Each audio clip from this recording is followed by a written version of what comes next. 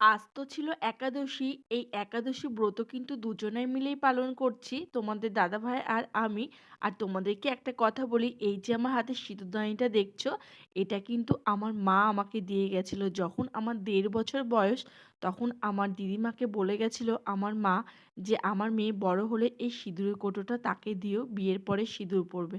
তাই কিন্তু এই সিঁদুরদানি আর এই রূপোর ছোল আমি খুব যত্ন করে রেখে দিয়েছি, আর এটাতেই আমি প্রতিদিন সিঁদুর পরি। ঠাকুর ঘরে চলে এসে চারিদিকে গঙ্গা জল ছিটিয়ে নিলাম নিজের মাথাতেও। আর কালকে রাতে বর সব ফল টল এনে রেখেছিল, আর সেগুলোই যত্ন করে ধুয়ে নিলাম, কেননা আজকে নিজেরা যা খাবো ঠাকুরকেও সেটাই দেব।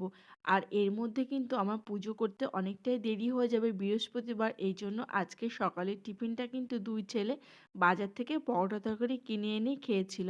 আর বৃহস্পতিবারে ঘর পাড়তে, ঠাকুরের সিংহাসন গোছাতে অনেকটাই দেরি হয়ে যাবে, তাই কিন্তু দুই ছেলে একা একা আজকে নিজেরাই টিফিন করে নিয়েছিল।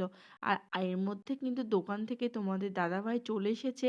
আমি ফল কেটে নিয়েছিলাম তোমাদের দাদাভাইয়ের জন্য, আর স্নান করে উঠলে কিন্তু তাকে ফল দিয়ে দিয়েছিলাম। আর একটা কি কথা বলো তো, আজকে ছিল আমাদের অ্যানিভার্সারি। এই দেখতে দেখতে ১৯টা বছর পেরিয়ে দিলাম। তোমরা অনেকেই কমেন্ট করেছো happy anniversary, thank you so much তোমাদের সকলকে। আর একটা কথা কি জানো তো, প্রসাদ বলো বা কোনো খাবার বলো, টেবিলে বসতে চায় না, সবসময় নিচে বসে খেতে পছন্দ করে।